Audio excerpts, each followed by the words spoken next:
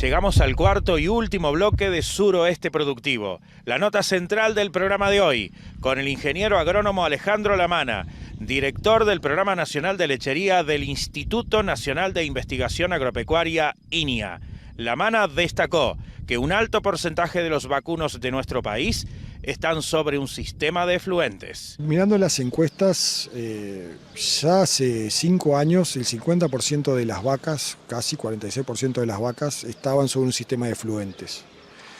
Y eso es porque principalmente los primeros que han ido trabajando por una cuestión de volumen son los tambos grandes. Entonces la gran mayoría de las vacas estaban lo que yo llamo sobre un sistema de efluentes, o sea, van a ser ordeñadas, pero ahí hay un sistema de efluentes.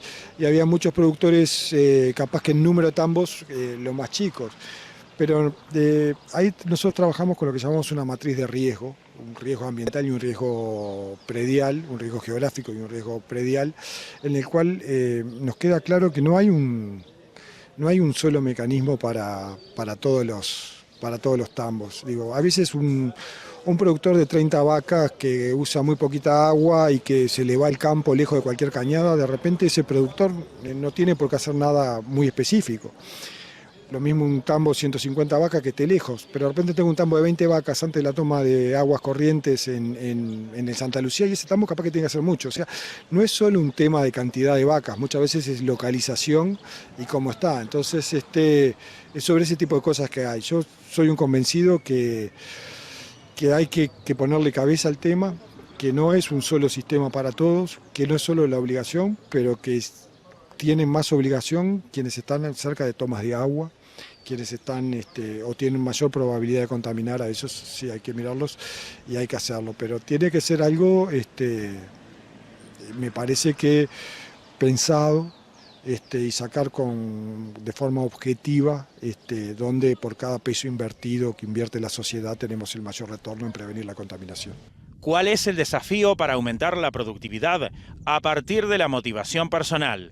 Pregunta que le hicimos al ingeniero chileno Rodrigo Sá, máster en comportamiento del consumidor de la Universidad Adolfo Ibáñez, presente y uno de los disertantes en la jornada de agronegocios de ADP, Revolución del Conocimiento. Nosotros creemos que el eje central está en potenciar las fortalezas de cada persona. Dime para qué eres bueno y yo te pongo a trabajar en eso, te entreno en eso. Y matar este mito de que son personas que tienen que ser buenas vendiendo, escribiendo, cantando, bailando, pensando, sino que armemos equipos integrales en donde cada persona pueda lucir aquello en lo que es mejor.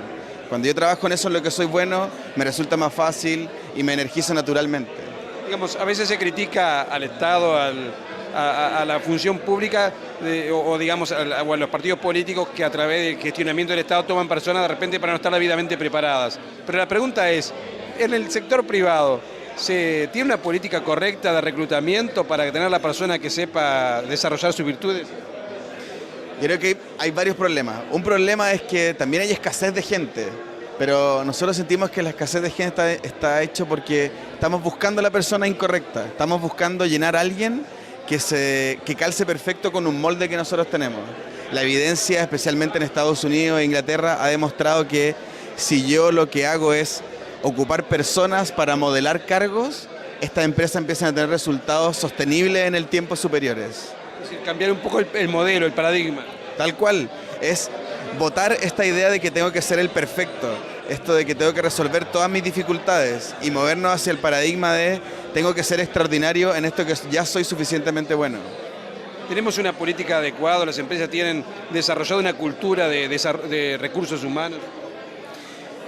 Mi crítica hoy a muchas empresas, siempre es malo los promedios, generalizar, pero muchas empresas hablan mucho de que la persona está al centro, de que lo más importante es el colaborador, y tú haces 2, 3 preguntas, trabajas 2 días en esa empresa y te das cuenta que es mentira. Por ejemplo, ¿qué preguntas? Preguntas como horarios de trabajo, preguntas como feedback de tu jefe. ¿Tu jefe te dio feedback en el último año? ¿Tú sabes bien cuál es tu próximo paso en esta empresa? Preguntas como, ¿tienes claro cómo es tu bono de fin de año? Así de simples, así de básicas. Entonces, cuando tú me dices que la persona es lo más importante, un ejemplo clásico. Esta empresa lo que ofrece es simpleza para sus clientes y empieza a mirar la vida cotidiana de los trabajadores y tiene de todo menos simpleza. Entonces es imposible que ese trabajador le pueda entregar simpleza entonces a un cliente. Entonces nosotros lo que llamamos es como a sinceremos la conversación. ¿Es tu trabajador importante o no es importante? ¿Esto sucede en empresas de primer nivel o empresas de segundo nivel o en todos lados? Digamos, sin importar qué jerarquía, qué nivel, qué características tenga la empresa. Nosotros hemos visto ejemplos de los buenos y de los malos en todo nivel de empresa. Esto depende más del dueño, del estilo del gerente general, incluso a veces del gerente general de turno. A veces el dueño ni siquiera se alcanza a enterar, pero las empresas siguen esta lógica como anticuada de yo te doy la misión, la visión, los objetivos estratégicos, y al final eso ni siquiera se lo alcanza a aprender el trabajador, o no le preguntamos al trabajador por qué él está en esta empresa. Entonces, en realidad depende más de los líderes que de la industria o del tamaño de la empresa. Ahora, ¿cómo conciliar ese hecho que al trabajador se le pueda pedir, bueno, que tenga que creer la empresa, que tenga que desarrollar la visión de la empresa con la remuneración? Nosotros el tema de remuneración lo dividimos en dos mundos. Un mundo son aquellas personas que tienen sueldos miserables y ahí es el único objetivo que puede tener. Cuando una persona trabaja 45 horas a la semana y no logra sostener a su familia es que tiene un sueldo miserable. En ese segmento la remuneración es importante y es uno de los temas que tenemos que resolver en Latinoamérica. En otro segmento de personas que tienen un ingreso ya interesante, probablemente gente profesional que accede a cargos de jefatura, sugerencia, etcétera, ahí ya empezamos a ver que la gente empieza en ocasiones a despriorizar el dinero por aumentar su bienestar, por trabajar menos horas, por viajar menos, por dedicarse más a sus hobbies. Pero es importante hacer la distinción, porque si no a veces se confunde como que podemos seguir pagándole poco y regalarles salarios emocionales y de felicidad. Suroeste Productivo se puede ver aquí en la pantalla de A+B cada miércoles a las 8 de la mañana y cada domingo a las 11 de la mañana. 60 minutos reflejando la realidad del suroeste uruguayo, una de las zonas más productivas. Es el final del cuarto bloque. Antes del cierre, Freddy Planchón, resumen de noticias.